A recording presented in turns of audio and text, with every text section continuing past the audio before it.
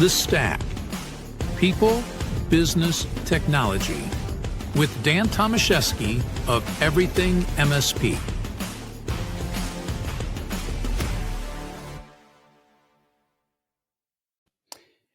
Hello, everybody. Dan Tomaszewski here with Everything MSP. Hope you're doing awesome today. Welcome to another episode of The Stack, where we focus on people, business, and technology. In today's episode of The Stack, we're going to dive into the chaos that comes with SaaS Sprawl. You know, with the surge of app usage, MSPs are facing more risk, more waste, and way too many rogue tools that are flying under the radar. And we want to chat about that. We're going to unpack why decentralized SaaS decisions and ungoverned access are opening the door to security and compliance nightmares, and how many MSPs can take back control. From access governance to app approval workflows and license optimization, we're going to cover it all. And also why a multi-tenant SaaS management platform like Josephus might be your new best friend. Now we're going to jump in. We've got our special guest that I will bring in here. We've got Ryan Shively. How you doing today, Ryan? I am doing fantastic, Dan. How are you doing? I'm doing awesome. And, you know, like we were talking about, we're both on different sides of the U.S. You know, you should have a little bit warmer weather than me here in Michigan, you know, with you being out in L.A., Good. but not always the case, right? It's our version of cold here, which I believe means 65 and cloudy. So, Ooh, yep. I will take 65 and cloudy with you know, our 40 and cloudy today. So I am a little envious. Yeah, we get soft here when you move to the West Coast. So, I know most people are envious of our weather, but to us this is freezing. So, So do you guys, I mean, are you guys wearing winter jackets this time of the year? I have to ask. not winter jackets, but I did just get back from a trip from Seattle where the feels like temperature hit 42, 43 a couple times, and I did not have the attire for it. I No. basically have my light jackets, and then I have my snow gear for the two times I ever go to snow, Yeah, and the in between really was not prepared for that weather. So, gotcha.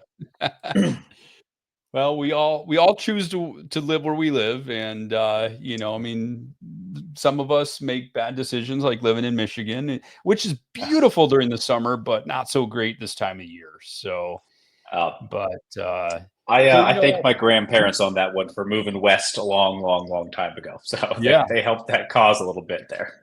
indeed, and so as we jump into our topic, you know, as we were prepping for this call, you know, you know, I was throwing out, you know, there's a song that from the '80s that was, you know, signs everywhere there's signs, and you know, I kind of correlated it to, you know, SaaS everywhere there's SaaS, and you know, I think we're living in an age, whether it's something that you know, is shadow IT related, or just the fact that people are, you know, seeking out different tools.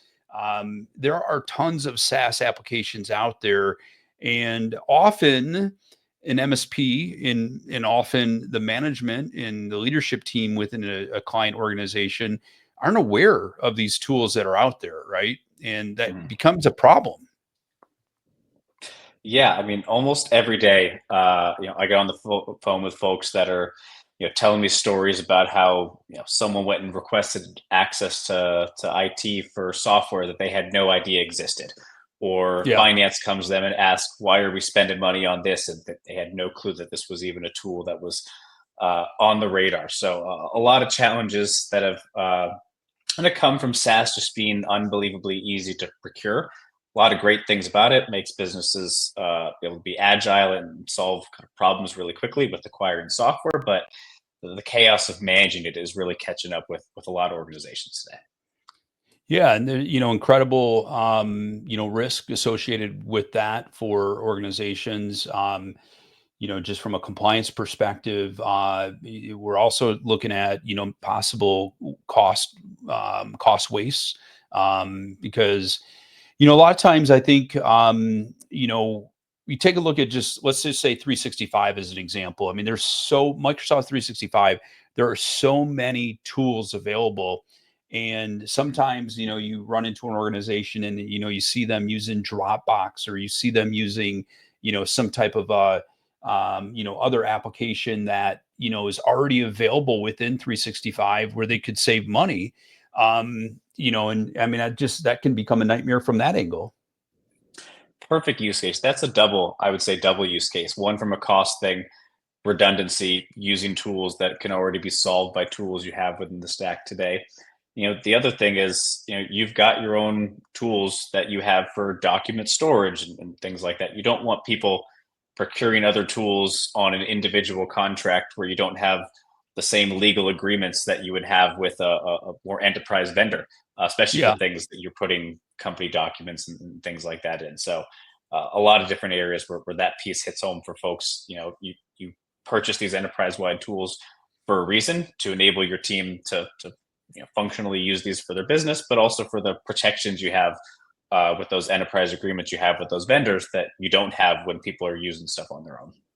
Yeah. Yeah. And, I mean, you take a look at end users that are, signing up for this application or that application. And, maybe they're throwing some company data out there that team member, that end user leaves the organization, and there's corporate data out there that nobody has a clue that's out there.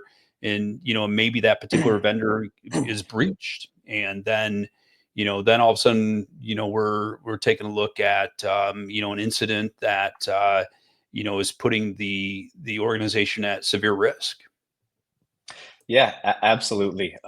We hear it quite a bit. I was talking to someone the other day that's had a marketing leader leave the company and had no idea that they had bought, procured, and owned the tool that 5 or 6 people on the team were using. Nobody else was an admin. The company went through Hmm. a crazy process of trying to go back and get control of that application now. So yeah, those are great examples of the risks. AI tools all over the place. A lot of companies are trying to figure out what's their exposure to these tools. I had an organization, the other day come to me saying one of their biggest fears is they don't want people using unapproved AI tools that could potentially be taking the Yeah. data they're putting in. So a lot of new risks that are coming with the rise of AI tools that companies are trying to effectively navigate today. Yeah, absolutely. And so let's talk a bit about the management of SaaS apps. Tell me, what an MSP typically does on a daily basis to manage each of their clients' SaaS applications today. Yes, I mean, this definitely varies from MSP to MSP. About 40% of MSPs today manage 2 to 5 very core, the Microsoft level key applications for their clients. And at a core level, they're usually responsible for managing kind of access and permissions for their clients' key applications to help them operate effectively. However, about 50% or so of MSPs manage a lot more than that, anywhere from 6 to 50 applications. And from there, there's a lot more value that can be added by the MSP from an efficiency standpoint, protecting them from risk, identifying areas of waste, in a lot of cases, just being a consultant on IT matters. And some MSPs even recommend and procure new software for their clients. So, the responsibilities can be wide ranging, by MSP and by client. At a core, they're usually responsible for those key Microsoft level size applications. But from there's a lot of value that MSPs can provide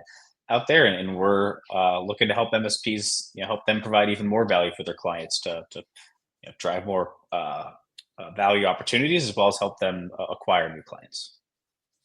Excellent. And when we take a look at SaaS Sprawl, what are some of the security implications that an MSP should be conscientious of? So SaaS Pro creates I'd say a lot of areas of risk. The reality is you can't manage the risk of software that's you're unaware of, that you didn't know was out there. Right. Companies today have less than 50% visibility at best in the applications being used at their organization. So that's Wow. kind of first and foremost the biggest challenge. And as you know, and everyone knows, cybersecurity is a big risk today. Sophos reported that for the 5-figure $1 million revenue companies, like the $10 to $50 million companies, on average, a cost of a ransomware attack is $1.5 million. Not Yep. to mention the brand damage if it becomes public, the loss of trust amongst customers. So it's a big deal to know the complete picture of your software environment so you can protect it. So that's the biggest thing today is you got to know what's out there so you can assess your risk appropriately. Yeah, and I think when we take a look at this, I don't think end users are, going out there and saying, I'm going to do something that's going to cause havoc within the organization. They just want to No. do their job better, right? And I think the educational component of it is so critical because number one, if we as MSPs don't know what tools are being used out there, that's a problem, but more Yep. importantly, if the end users don't know what tools are currently available to them, then that's a problem. Yeah, I mean, a lot of it's, you say on the end user side, in a sense, they have Yeah. a project management tool or different things that they've liked in their career in the past, and they get to a new company. They don't know what solutions necessarily these organizations have to help solve these things, and they just go back to their default. I like this tool. I'm going to go get my free version of Canva or Notion or use my AI tool that I like. Yeah. Innocent. They're not doing anything on purpose, but there's risk out there that they just don't know about. That IT just needs to understand what they're doing. Exactly. So when we take a look at specifically Josephus in your organization and how an MSP can leverage what you guys have available, how does Josephus discover SaaS apps being used in an organization? Yeah, so we use multiple approaches.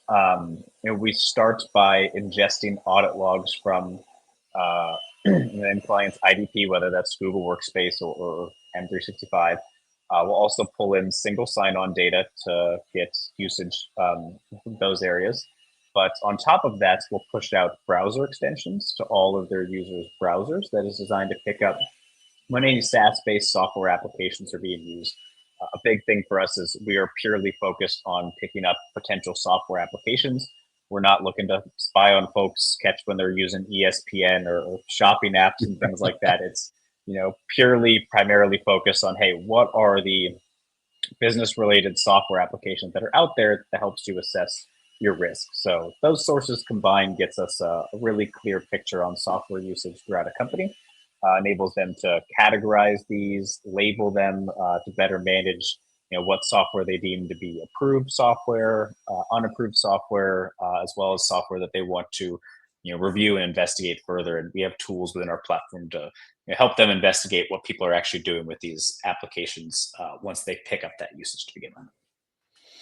Yeah, and I mean, I think that's so critical because trying to do that in any kind of manual process would be impossible. Not only within one organization, but from a multi-tenant perspective as well, right? Yeah, I mean, just the manual effort of doing that is brutal. I've run into some folks where they're on a 6-month project to identify what SaaS is out there, and I mean, Yeah, it's insane. They're setting up individual meetings with department heads to go ask them what their software usage is.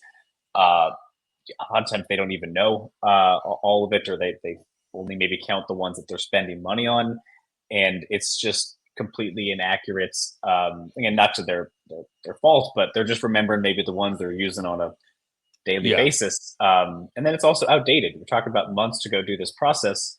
You know how easy it is to procure new SaaS tools and get your things up and running, especially on the free side for things. After like a month, they're already missing the next 10% of new things that are out there they didn't ask for before. yeah. And I can only imagine too. By the time that they pull that report together, in that manual process, I mean, the second that report is finalized, it could already be outdated as quick as that.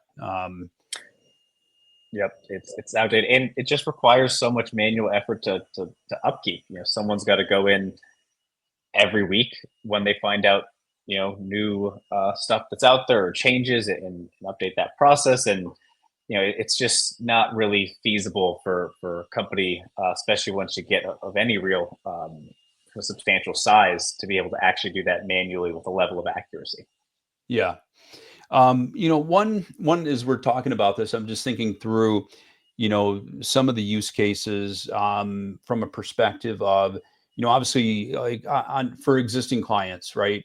So let's say you don't have this in place.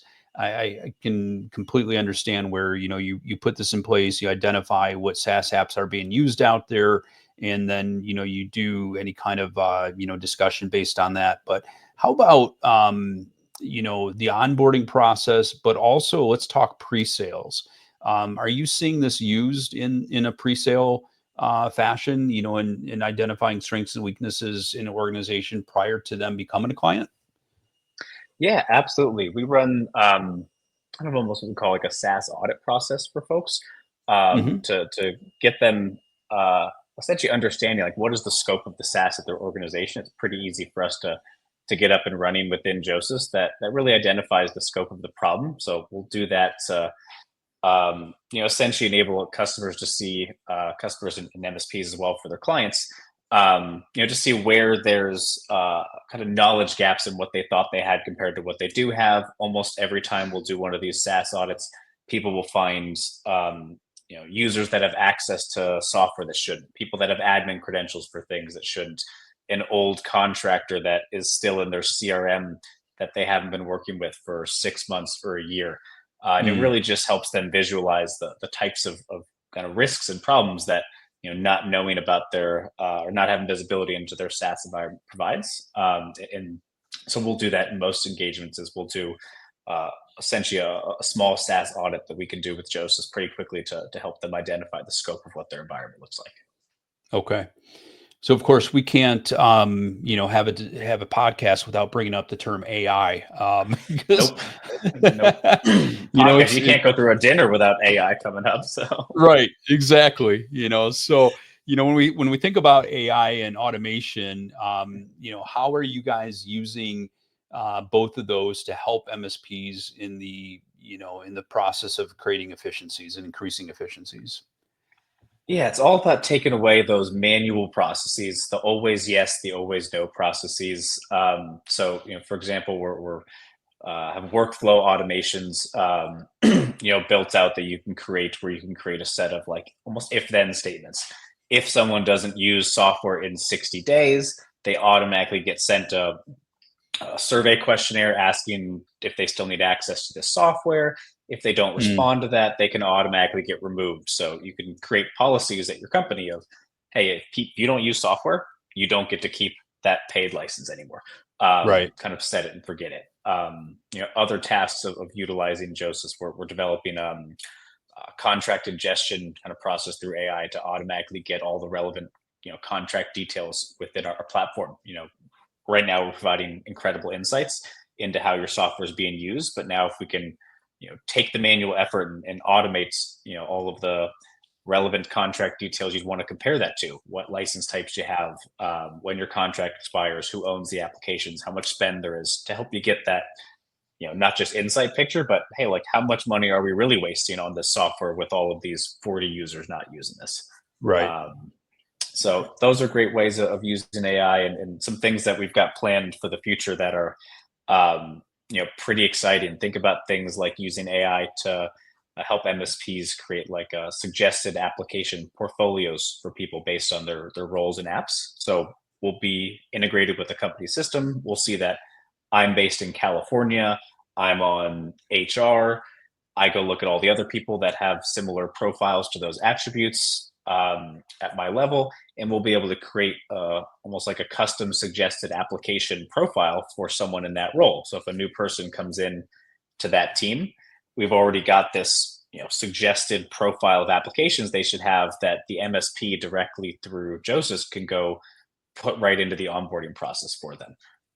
So a ton of different ways that we're currently using AI today and exploring using AI to really take away the manual processes Yeah. that come when it comes to managing access to the software environment. Well, what you mentioned as far as, those if then statements, and if it hasn't been used in so many days, is pretty intriguing because, Yeah. as you were bringing that up, I think about, and I'll readily admit, how many times I've gone out looking for a different tool that I want to use on a project, and, I'll sign up for an account, and whether it's paid or it's free, I think the risks are the same. Obviously, if it's paid, there's more financial risks associated with it. Mhm. But you go try something out and you realize, you know what, this is not going to do what I needed to do, and then you move on. You don't cancel that account, and then you've Yeah. got that account out there, and maybe you've incorporated and imported some data into it. Maybe you didn't, but you just don't know. And without having that visibility, at the end of the day, it's out of sight, out of mind. And Yep. that's I mean, huge.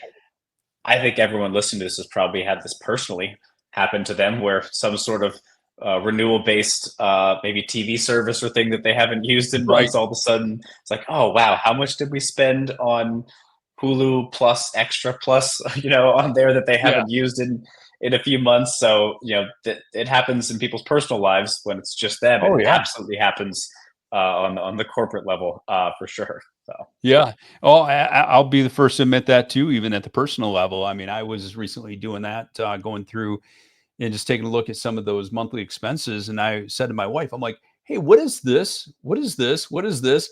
And she's like, oh yeah, something I signed up for a while ago. And I'm like, you realize we're paying like $50 a month for that, right? And she's like, oh no, I didn't. And it's stuff, at a personal level, it's easy to slip through the cracks, but certainly, at a corporate level, depending on the size of the organization too, I mean, if someone in finance just thinks, well, it's a legit app, I'm sure, that's something that they need and use. And then you come to find out it's just money being thrown out the window.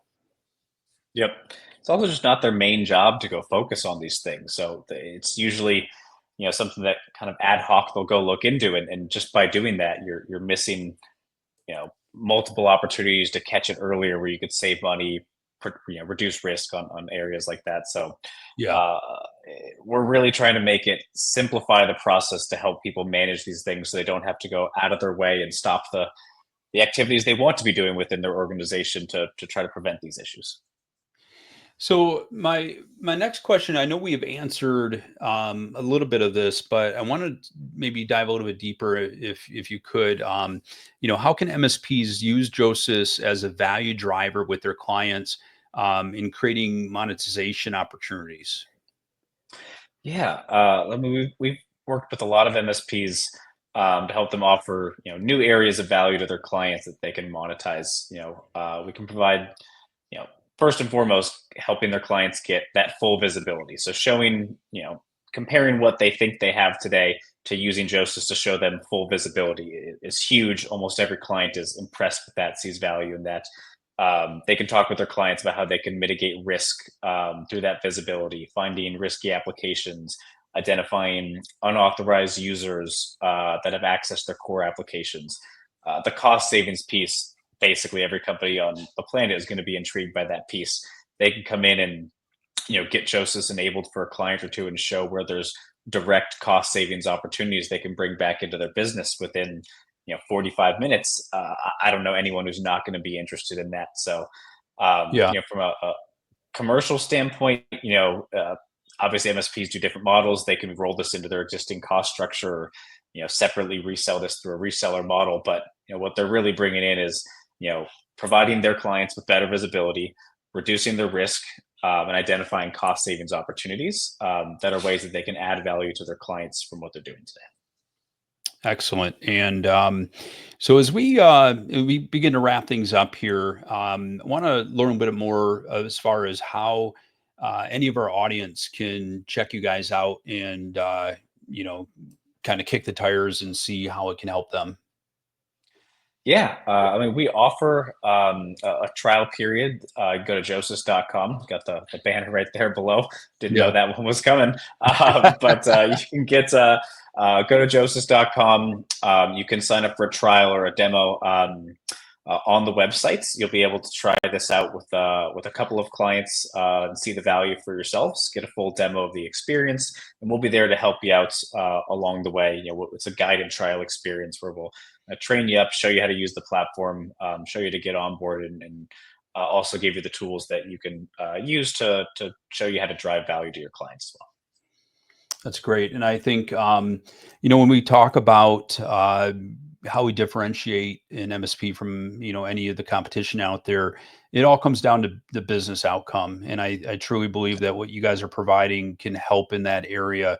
Because it's not what we do on a daily basis, but it's what we do for them that makes the big difference. And if we can identify risk, if we can look at cost savings, and also just allow them to be more efficient and more productive with what they're doing, leveraging tools that they may already have in place, can make or break and make a huge difference. I do know that you guys have some new things upcoming. You guys are going to be launching a new SaaS management scorecard. Can you give us a little detail on that? Yeah, I mean, I think this is going to be an incredible thing, especially for MSPs really easily being able to show value to their clients. We're launching a SaaS management scorecard, which essentially is going to provide a lot of the insights that we've been talking about. Risk insights, cost optimization insights, visibility insights, directly in almost a scorecard format that everyone's very comfortable and used to kind of seeing in their everyday experience. That's going to provide action-based recommendations for where they can improve their SaaS governance and their efficiency. So almost like once enabled, it can be like a cheat sheet of where could we provide the most value the quickest, where do we have the biggest opportunities for value gain that they can set up within their clients. That really just makes that value conversation so much easier. Perfect. And for anybody out there listening, check out Josephus.com. Of course, you can also, if you're on the everythingmsp.com website, you can look up Josephus. We have a good amount of information on our site as well, and you can reach out to them right from there. With that being said, Ryan, I want to thank you for your time. Greatly appreciate it. And any parting words for our audience as we head out? If you liked what you heard, go to the demo and sign up. You'll likely get to talk to me even more. So there you go. I'll be the one handling a lot of those additional calls, as well as some other members of our team. So would love to meet you all and share, how Josephus can provide value, not just for you, but for your clients. Perfect. And again, Ryan, thank you. And everybody listening, thank you. And until next time, we will talk to you soon. Take care, everybody. Thank you.